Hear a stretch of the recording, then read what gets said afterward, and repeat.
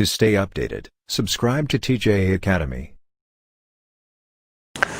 बिस्मिल्लाहिर्रहमानिर्रहीम। तो बच्चों आज हम डिस्कस करने जा रहे हैं मार्जिनल रेट ऑफ सब्स्टिट्यूशन और स्लोप ऑफ इंडिफरेंस कर्व। अच्छा देखिए, हमने बजट लाइन में स्लोप देखा और उसका हमने एक कांस्टेंट फार्मूला निकाल लिया क्या, minus P X over P Y. एक फार्मूला निकाला कि दोनों की प्राइस रेशियो ले लेंगे, स्लोप आ जाएगा।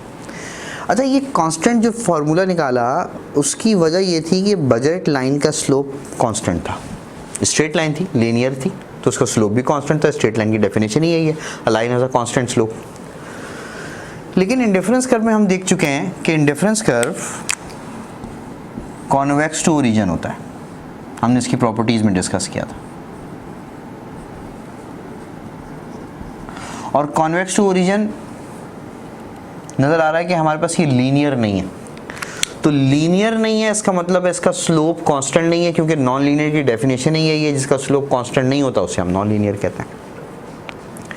तो ये लीनियर नहीं है, नॉन लीनियर है। जब ये नॉन लीनियर है तो उसका स्लोप कांस्टेंट नहीं है, तो एक पर्टिकुलर चीज असाइन नहीं कर सकते आप कि यार ये कर लेंगे तो आप उसका स्लोप निकालेंगे, नहीं। तो जब नॉन लीनियर है तो हर पॉइंट पर स्लोप चेंज है। स्लोप का मतलब x की वजह से जो y में चेंज आ रहा है, तो हर पॉइंट पर चेंज है। तो भाई आप यही कह सकते हैं कि आप इसको एक जनरलाइज फार्मूला ही दे सकते हैं, change in y due to change in x। Negative sign इसलिए लगाया है कि हम प्रॉपर्टीज में देख चुके हैं कि indifference curve has negative slope. तो इसका मतलब ये तो जनरलाइज फार्मूला है जो किसी भी लाइन के स्लोप को निकाल सकते हैं। तो इंडिफरेंस कर्व की खास बात क्या है, तो देखें इंडिफरेंस कर्व में जब आप एक पॉइंट से दूसरे पॉइंट पर जाते हैं, जैसे ये x1 ये y1, हम यहाँ से यहाँ पर आ गए x2 y2, x के 1 यूनिट के इंक्रीज होने से y में इतना डिक्रीज आया। बेसिकली x के 1 यूनिट के चेंज होने से y में इतना चेंज आया, तो ये बेसिकली क्या है, स्लोप है। चलिए ठीक है। तो x का इंक्रीज होना और y का डिक्रीज होना बेसिकली बता क्या रहा है, कमोडिटीज आपस में एक दूसरे को सब्स्टिट्यूट कर रहे हैं कि x सब्स्टिट्यूट कर रहा है किसको, y को, क्योंकि x इंक्रीज हो रहा है, y डिक्रीज हो रहा है। और x जो इंक्रीज हो रहा है वो एक x का एडिशनल यूनिट है, एक x को कहते हैं मार्जिनल। इसका मतलब इंडिफरेंस कर्व में जो change in y due to change in x है, बेसिकली वो क्या चीज है, वो हर एडिशनल x की वजह से y जो सब्स्टिट्यूट हो रहा है उसकी वैल्यू को बता रहा है।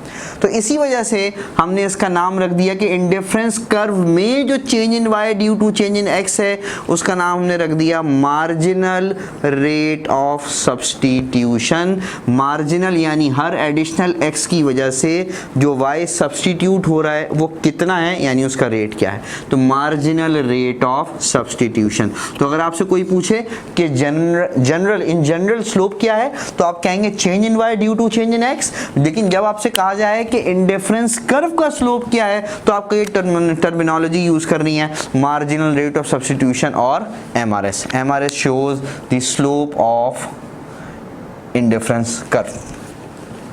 तो marginal rate of substitution minus delta y over delta x। तो आई होप ये मार्जिनल रेट ऑफ सब्स्टिट्यूशन आपको क्लियर हुआ होगा। अगर ये वीडियो आपको पसंद आए तो उसको लाइक करें, शेयर करें, हमारे चैनल को सब्सक्राइब करें और बेल आइकन पर जरूर क्लिक करें।